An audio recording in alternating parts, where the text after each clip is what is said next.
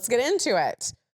Most overused and understood. Did you get that? Double under, like jump rope.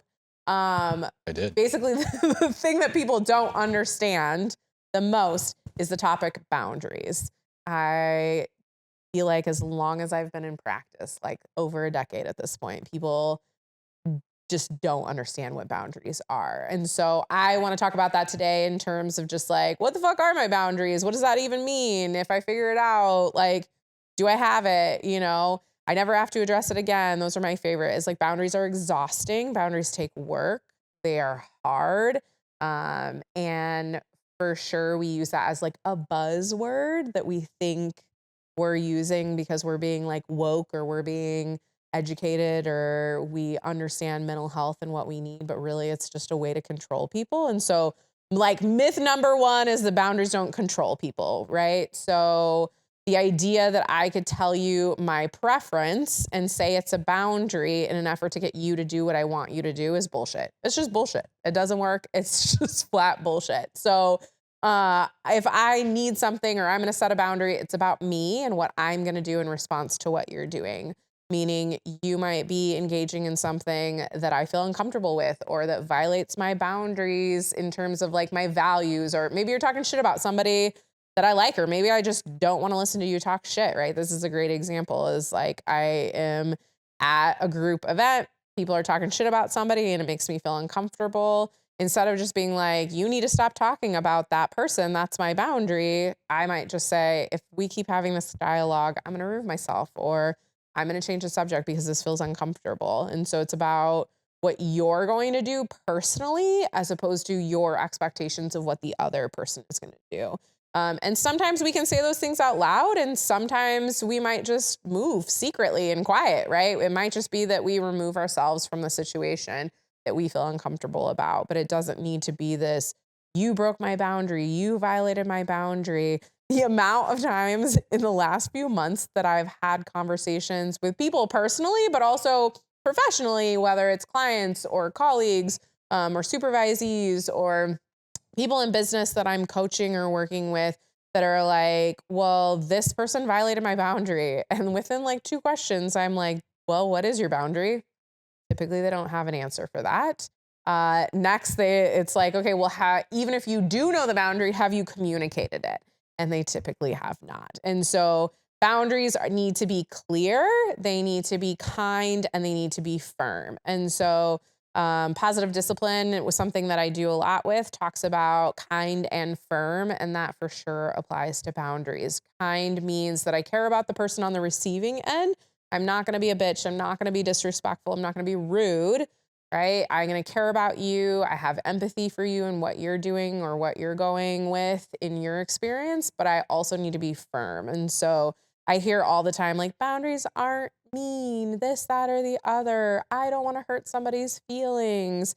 It's also just like, nobody wants to be with somebody that's just nice. Nice is lying, right? Like nice is just telling you what you want to hear, as opposed to kind is also, I'm delivering something with honesty and truth by also thinking about your perspective. And so that kind and firm comes in when we're thinking about boundaries as well. A lot of times you work with people and it's one or the other, whether it's in romantic relationships, in parental relationships, in, professional relationships. If I'm all firm all the time, there's going to be no connection with that person that I want to have a relationship with. But if I am just like nicey nice, then I also disrespect myself and I just tell people what they want to hear, which also isn't a boundary either. So the idea of just kind of like keeping the peace also diminishes my ability to show up as who I fully am. And so boundaries aren't about controlling people. They're also not about just being nice and telling people what they want to hear until all of a sudden we resent them and then we turn into a raging lunatic and just shout things at them, right? And so we have to be conscious of what we need, why we need it, and what we're willing to do to get it. And it is all about like what we will do in order, like when faced, right? Like in order to get what we need, or like in order to do what we feel at peace with. So another example is like, yeah. Before we go to another example, I'm Brian. I'm the man behind the. I love it. He's the man behind keeping me from rambling too much. I'm producer Brian here, and I really liked how you used the example of at an event, somebody's talking and you're not feeling very comfortable with where the conversation is going. I know I go to these events too, and I feel that I've been in that situation. But other than doing an Irish like turn around and just goodbye, like what's a good way to kind of gracefully exit instead of like you said, like don't just like scream like you're flailing your hands, oh, boundary crossed, and or like you're a bitch, stop talking, what's wrong with you? So like how do you how do you not do that all or nothing kind of a thing? How do you not call somebody out in a rude way, but also like how do you do kind and firm? And so I mean, I think it also depends on like the group setting. Are you kind of like one-off, like one-on-one with this person in the corner at the punch bowl kind of a situation? That might look a little different than if you're like in a group of 4 or 5. But I think it's also okay to say like, that's not my experience with that person, and I feel uncomfortable about what you're saying about them. You can validate like you might have had a tough experience with this person. I respect your perspective, and that's not mine, and I feel uncomfortable. Can we change the subject? Or like, hey, like, let's catch up later. Like, that's always a great one too, if you're in a larger group of just like a quick tap on the shoulder of like, I gotta go over there and check in with them. Like, let's catch up later. And it can be one of those things where I don't need to embarrass you in front of a bunch of other people. I can have a deeper conversation with you about it later and how I felt about that conversation. And then also maybe get a little more context for why you're sharing what you're sharing, if that is the situation in which you feel like your boundary is being violated. Now, I will say that example is under the assumption that you haven't already communicated that boundary with that person. So if I've already met with somebody, or we have a friendship or a relationship, and I've already communicated, like, I feel uncomfortable when you speak ill of this person, or I feel uncomfortable about gossip, and so I'm just gonna exit, so like Irish goodbye, exit stage left, like I'm gonna get the fuck out of here. That can be just like, I've already preset the boundary. And I would say preset boundaries are a great way to set boundaries, of meaning like when we're in this space, if this happens, this is what I do. So then if later they're like, oh my gosh, you just disappeared and I never heard from you again, it can be like, oh, well, this topic of conversation came up and I didn't want to participate in it. I feel like those can be really helpful, as those preset things. Like, I even personally have had conversations with friends of mine where I'm not a really, really extroverted person. My husband is, I am not. And I have told people ahead of time, like, I will come to your party. I would like to be at your party. If I get overwhelmed, just know that I will exit stage left. I will peace out. And if I can't like wave goodbye or say goodbye to you because it's so busy and there's so many people, know that we will touch base later in the week. And it was not personal. It wasn't about you. I just hit my sensory overload. And so if I set that ahead of time and then I just dip out of a party, I don't feel guilty. They don't feel like it was a personal assault to them. They're just like, oh, I'll see Megan later, like on a Tuesday. Like, she's not peacing out on me. Hold on. Yeah. You're not an extroverted person? No. Oh. Listen, this podcast is just like me and you in a room. So extroverted would be like, we're having like 5 guests on the couch, like The View, and people are saying wild shit. Like, yeah, no. Okay. I'm definitely more of a one-on-one person. Okay. So, which is also why being a therapist is great. Yeah. Like building relationships one-on-one. I think that's why we get along, because big crowds, I'm not a huge fan, but I know that they're important to kind of create community. But I'd really like smaller, more just intimate conversations, and just really getting to know a person or a couple people just in a group. So yeah, I get that. Well, and there's like the chance to have maybe some of those deeper conversations that in a larger group, for sure, that you might not necessarily get. And so those are also boundaries, right? Like an introverted person, an extroverted person might have different boundaries, right? Like a lot of times I compromise. My husband does enjoy going to those things. So it's like, let's go, let's hang out. And I have my threshold, and maybe my boundary with him is I will drive myself so that I can leave a little bit earlier, or I'll stay longer, I'll attend, but I'm gonna like hang out at the punch bowl with this one person that I know and really like and want to have a deep conversation with. So even within relationships and participating in things like that, you might have to navigate boundaries. And again, it's not about making my husband do what I want him to do or him making me do what he wants me to do. It's about like, what do you need? What do I need? Let's communicate. Let's talk about it. Let's compromise and figure it out. And so boundaries also take a relationship. Like baseline, they take a relationship. And I would Agreed. say harder boundaries typically come when there are like less maybe deep connections. People might argue or disagree with me on that, but I would say typically the more fractured the relationship or the less like more the surface relationship, the stronger the boundaries, right? Because boundaries are about letting people closer or keeping people further away. So you hear a lot about millennials cutting ties with parents because of traumatic experiences. You hear a lot about people going no contact. That's kind of like a buzzword that people use a lot of like, I'm going no contact, I'm ghosting this person. We have a huge ghosting culture, especially in the dating world, where nobody is really talking about what happened or what's going on, or they have attempted to talk about it and the receiving end has not heard. So I do like want to make space for the fact that at times we try to communicate and it isn't heard, and that might shift or change our boundaries to be more extreme. But it is this ebb and flow where sometimes our boundaries might be stronger and sometimes they might be, I don't know that I like the word weaker, but they might be more open, is maybe a better term for them. Why do you think that is about the ghosting? I Is think it that people. is it a generational thing, or is it Yeah, are we just pinning it on a generation? I mean, yeah, I have a lot of opinions. I wouldn't say they're research based or backed at all, but Okay. I would say like we are moving more into spaces of being avoidant in an effort to not speak truth because we're afraid of being like mean or misunderstood or not having the right words. I think there's a lot of anxiety related into like how we're perceived. And Hmm. I think there's that. I also think there's the side of like, well, I just didn't like them. So I just moved on and I don't have the space and time. So it's like, yeah, ghosting culture is wild. So I will say, I'll give you this caveat. I am a person who in my lifetime have had period of time where I have had to completely cut ties with communicating with people. What I will tell you is for me personally, when I've met that threshold with that person, it is because I have like communicated and like we have kind of built the like, hey, like this isn't okay. Like, whoa, why is this happening? And then like let it go, let it go, let it go. And then like, okay, like we just fucking can't do this shit anymore. Like I can't keep dealing with your shit for you. Like this is not where this is at. And so I understand the context of cutting ties with talking to somebody.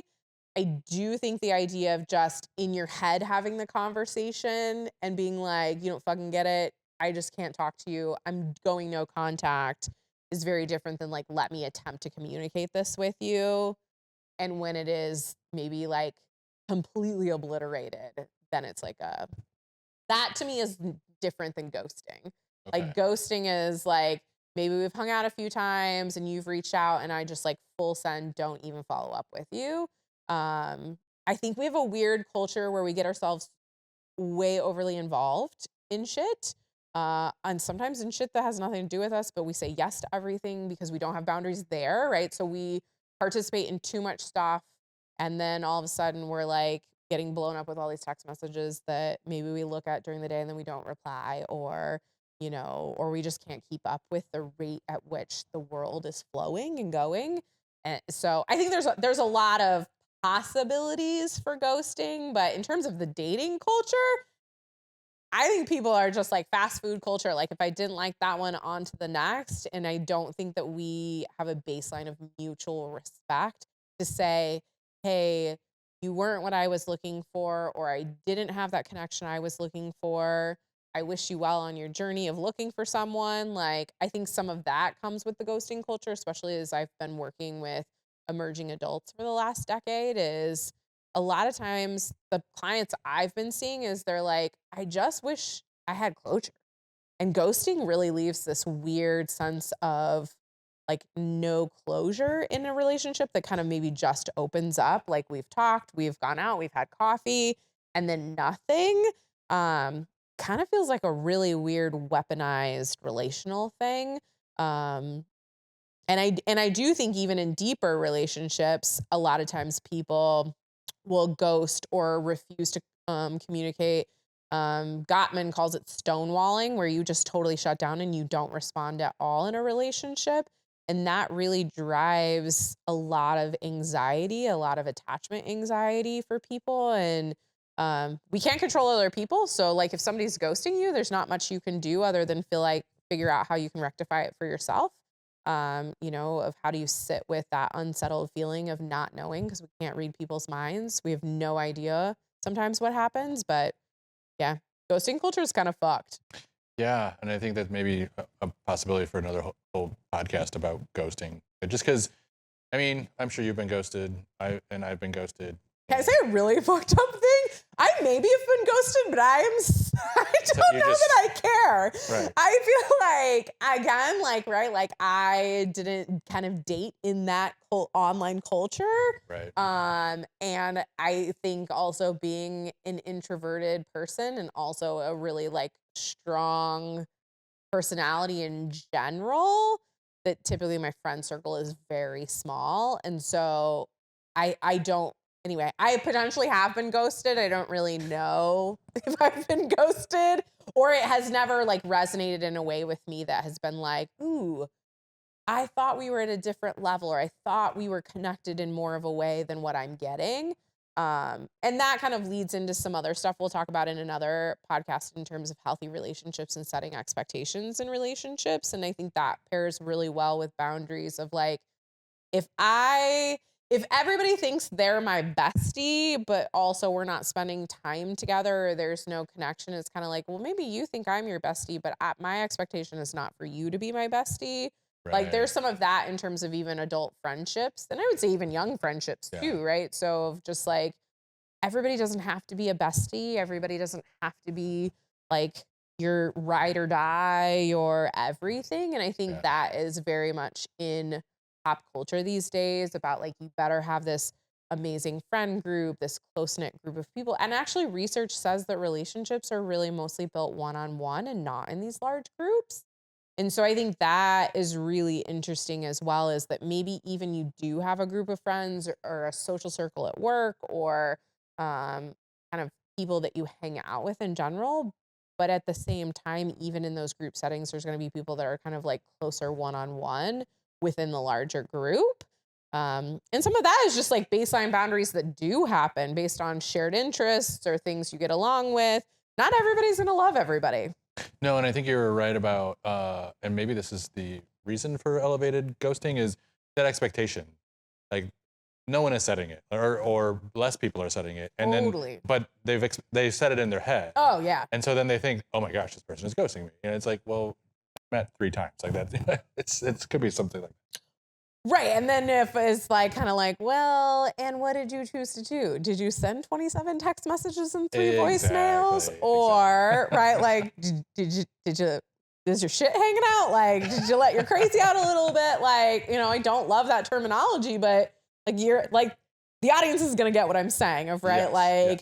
In an effort to control someone else, did you do something slightly unhinged in an effort to get seen or to get noticed or to force a response? And I think as much as we talk about like eliminating things as boundaries, we forget the fact that sometimes we are also like bombarding people with stuff for boundaries of like, I want an answer from you. I want to hear what you're saying. I need a response. Give me a response, like this, and this. And we feel entitled to it. We feel entitled to the other person's thoughts, the other person's opinions, and we haven't put in the effort or the time or the energy to build the connection to even make it safe for that person to share that space. And I think that's a really interesting thing, I would say professionally, personally, kind of in all realms of like, what are we doing to make other people feel safe enough with us to share those thoughts, feelings, and expectations that we want to know? And why do we think that we should get that? 1, 2, 3 coffee dates in, whether it's a friend or not, where it's like, tell me your whole story. Right. Which, right, Brene Brown talks about kind of that like trauma dumping or jump starting, like vulnerability of like, let me share all my shit with you. And then we're going to be best friends for life. When really that's also not healthy either. And that is also on the receiving end for people, can be really off-putting, because an overshare like that can also violate someone else's boundaries. So as much as we like need to be mindful of our own boundaries, like, are we making space for other people and to know what their boundaries are of like, are you comfortable if I share this information? Like, what do you need from me? Like, what are you looking for in this relationship, whether it is professional or personal? Right. I do a lot of supervision with therapists. And one of the first things and one of the things we consistently talk about in our work relationship is, what do you need from our time together today? What do you need to meet? And sometimes it's like, I need to tell you all about my clients. Sometimes it is, I need to specifically target this issue. Sometimes it is, I need supplies and materials. Sometimes, right? Like sometimes there's administrative, logistical things. And sometimes there's like deeper issues that are about connecting to their personal lives or are about stuff they're dealing with professionally. And so if I make space for what they need, then it also makes space for like, okay, and I also, as your supervisor, need to address these things with you. And I think all relationships can be approached that way, right? Of like, Oh, for what do sure. you need in this space? And here's what I need in this space. And how do we navigate these two things together? But yeah, I think as a fast food culture, we feel entitled to everybody's shit all the time. Like, I want to know everybody's behind the scenes. It's a weird vibe, right? Because like we have all Right. these Instagram reels and these TikToks. I was just gonna say and, social like, media. it gives you this like outward view of like everything's perfect for everybody. But then we all also logically know that that's not the reality. And so we're like also invested in this like really fucked up reality TV of like Love Island and Temptation Island and the Kardashians and like, which Right. is also not even real either. Right. But we need some of that like what is genuine, what is not genuine. And like, that gets built over time and Yeah. effort and consistency. And like, I can't prove to people that I am a genuine person with integrity and ethics in one sitting, right? Like, that has to be built over time. It has to be like, okay, like, you're going to listen to this podcast. Am I going to say what I'm doing? Am I going to do what I say? Am I going to continue to do the things? Like, if you're a listener and you're like building this relationship with us in this podcast, it is kind of like, is she going to keep doing what she said, or is it going to shift? Is it going to change? Or, I think relationships are really just built slowly over time. Oh yeah, you hit on something, at least resonated with me. Is that part of that is that you're not like, I mean, I got a vibe from you when I first sat down with you, and I'm sure you got a vibe from me. For sure. And I was like, oh, I really like this person, but I wasn't like, oh, we're best friends and we're going to, We're besties. We're going to conquer the world, right? Like, yeah, exactly. It's like, no, it's like Yeah. I really enjoy this person's company, and I would like to seek more of it. Totally. But and then it again, Right, and that then just you keeps like, growing, and then you meet and again, there's and you another- hang out, right? Yes, Like, exactly. and then a year and a half later, we're doing a podcast. Exactly, yeah. Right? Like, but that does take the time to do it, Yeah. right? And to also invest. And you can't invest in everyone all the time either. No. And I think that's another thing with boundaries is we have to be mindful. I talk a lot with clients about like a bicycle wheel. So if you're at the center of the wheel and then you have like the wheel around here and they have the spokes. If I only have relationships with my partner, and I only have one spoke, or maybe I have partner and my daughter and like my family. Maybe I have 3 spokes, right? Like my wheel is gonna go flat real quick. It's gonna be like, Wobbly, yeah, that we're not riding a bike anywhere, right? I'm not going anywhere. It's because it's missing something. And I think there's also those expectations that like, your ride or die should be everything for you, or your bestie, or you're like the man of your dreams, or your partner who's just like the end of the world. They just need to be anything and everything and all of it for you.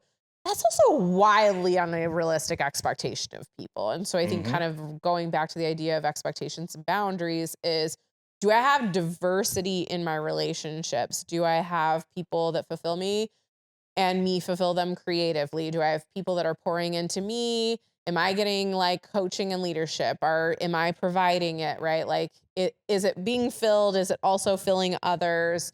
Do I have it at work? Do I have it at home in my neighborhood? Do I have it in kind of a spiritual or religious context? Do I have it kind of that diversity of different areas of my life? And all my areas don't need to cross over, right? Like, I don't need my neighborhood friends to be best friends with all my work friends. I don't need, like, I can have a bunch of these different spokes that help my wheel turn effectively, and keep the circle. And that also keeps those expectations from then falling on just one or two people. I think that's another piece, is we put so much on one or two people that then that also leads us down a really kind of fucked road, where we're just like, we're kind of ruining relationships that could be fantastic by expecting them to be everything for us all the time. Ooh, that's great. Right? Yeah. Like, that's the thing, is like, sometimes I want to call my mom about something. And sometimes I'm like, no, I want to call my best friend. Or sometimes I'm like, nope, I need to call this person because I need to get called out. Or sometimes, like, I need to know, like, what does this relationship hold for me? And what am I looking for? Or what do I need? As opposed to just like living in that echo chamber of like, let me just hang out with people that all believe the same thing that I do and all do the same things that I do. And because that's kind of fucked too. I think that's real dangerous. Yeah, because you I just mean, that's where our current world is, where we're in a true. real fucking echo chamber. Oh yeah. Not to go political, but yeah, it's scary. Yeah. Dangerous. Like, if I hang out with only people that look like me and do what I do, that's really scary. Yeah. Yeah. I have a friend who is more right leaning than I am. I'm divided a little left, obviously, and more religious and just kind of in all of those things. And there's not a whole bunch of things that are like we see eye to eye on. Yeah. But what is really cool about it is that we can sit down, we can have a very safe conversation, and we hug it out at the end, like, hey, we're still friends. And you couldn't do it without boundaries. And I couldn't do that without boundaries. Couldn't do it without boundaries. And that's the thing, like, if I would just meet him like today as that person, you'd be like, we're not friends. We're not friends. Like, this is, but like, I've known this person for over 15, 20 years, so it's just like, so it's built. That safety is built. That safety is built because he knows my views and I know his, and he knows that he can express his, and I know I can express mine, and with no, and not any like talk back or give and take. Like, like, he's not trying to change you, but maybe to like he's challenging my viewpoint and I'm challenging his, and I think, to me, like, he constantly challenges me, and not in like a frustrating way, but in like a really, ooh, I haven't thought about it that way. A really good way. Yeah. Like, it can be frustrating for me at times, but it most of the times it's like, oh, you know what? Like, I took the time to really see his point of view, and I was like, I don't know if I agree with it, but I really see where he's coming from, and I can try to get there. Yeah. So yeah. And you don't even necessarily have to try to get there. No. I mean, but right, if the expectation is to like hear and listen. Yeah. Right. So something that comes up a lot of times when we're doing couples counseling is fair fighting rules. And I would say that applies to like friendships and work relationships too, right? If we can disagree, if we can have conflict without contempt, without like criticism of who somebody is as a person, right? These are also boundaries too, of like, when I'm irritated or I'm mad at somebody, like, I don't need to go for the jugular. I don't need to like bring up past shit and throw it in their face. I don't need to call them names. I don't need, sure, I curse and I have a potty mouth, but I'm not calling people names, right? So using something as an adjective, colorful language, feels very different than calling somebody something, especially out of anger, rage, or contempt. And so I think when you're looking at relationships and boundaries within relationships, there has to be a basic mutual respect where even if we disagree, we can be respectful. And I think that's like a baseline. If all of humanity just chose to be kind to each other, and again, kind, not nice, not I tell you what you want to hear, but I can speak to you in a way where I honor the truth and I tell you it in a way where that doesn't attack you personally. Or I think those are some baseline boundaries to have. Like, if you take anything from this, it's like, how do you disagree and fight with somebody? How do you set even boundaries with yourself of like, how do I express what I need to whomever in my life in a way that I can lay my head on the pillow at night. And I will say, like, you heard me kind of in the intro share that I had a really explosive like breakup with a business partner.